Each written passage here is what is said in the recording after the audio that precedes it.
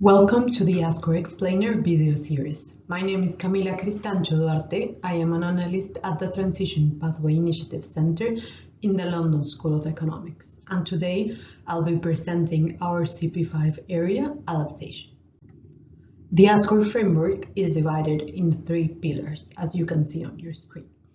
The area CP5A is under our second pillar, climate policies.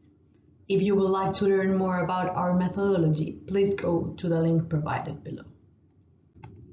My presentation today will be divided in 3 sections. First, I'll give an introduction to adaptation policy, followed by an explanation of how does ASCOR assess adaptation policy, and finally, I'll show our 2024 results and examples of good practice identified in the 70 countries assessed. So why does ASCOR assess adaptation policy? All countries need to plan for and respond to extreme weather events. Therefore, they need to implement adaptation policies, especially the countries that are most vulnerable to climate change.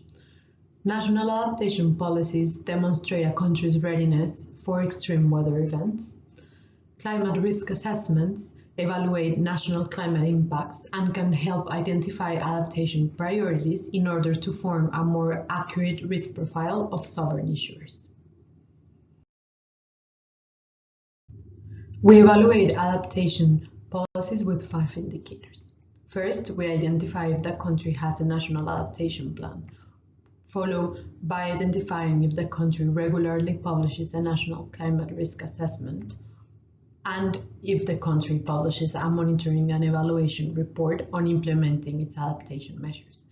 Our indicator CP5D identifies if the country has a multi-hazard early warning system, followed by indicator CP5E that identify if the country is part of a sovereign catastrophe risk pool. On this final indicator, we assess only middle-income and low-income countries. How does ASCOR assess adaptation? We assess if the country publishes a national adaptation plan or a similar planning document related with adaptation. We analyze the country's climate risk assessment based on exposure and impact and the type of risks that they report, and we also identify if they monitor and evaluate the implementation of adaptation measures and of the risks identified. We do not assess exogenous physical risk exposure because we see that most countries that are most vulnerable to climate change tend to be middle-income and low-income countries. And ASCOR wants to avoid any income bias to these countries. Therefore, we assess only some of the tools that countries have implemented in order to respond to such physical risks. Finally, we evaluate if the country implements disaster risk reduction measures that can help manage acute physical risk. In our 2024 assessment cycle, we assessed 70 countries, and for the CP5 area, we found 2 indicators where countries perform better. The first one, our indicator CP5A, shows that most countries have a national adaptation plan published, with 76% of countries being assessed yes. And in our indicator CP5D, most of the countries assessed also have implemented a multi-hazard early warning system that is operating at the moment. The countries or the indicator where countries tend to struggle the most is indicator CP5E, where we assess only 26 countries, and we find that only 5 of 26 countries assessed are part of a sovereign catastrophe risk pool, which is a tool that can provide them with financial resources in order to respond to emergencies related with extreme weather events.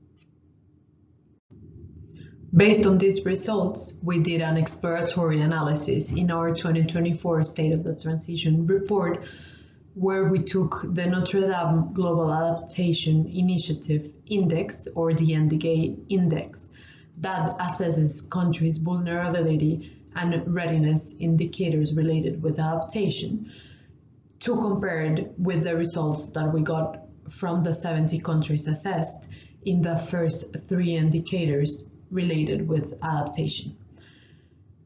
You can see on your screen that on the y-axis we have the vulnerability scores from the NDGAIN of the 70 countries that we assessed. And then what we did is that we clustered the results into 4 groups according to the yes or no results that we got from the countries in this area.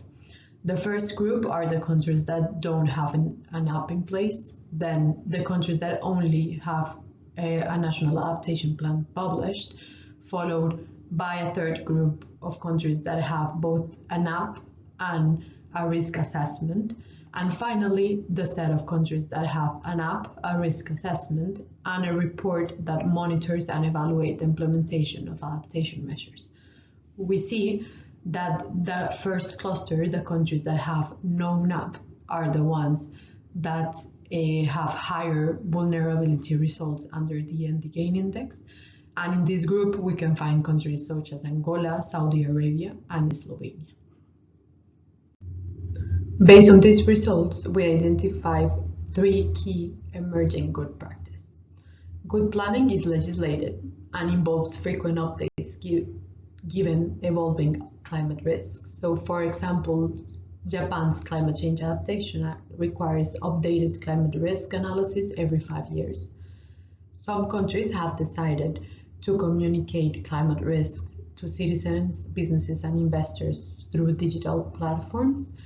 So, for example, Chile, Brazil, and Poland have adopted these platforms and disclose risks, impacts, and vulnerabilities in a thorough way.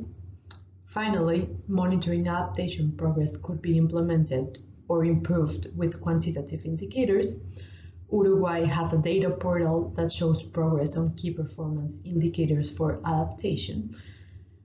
These type of indicators, as you can see on your screen, can be, for example, that they set a target that by 2025, at least 8 flood-prone cities will have an early warning system installed.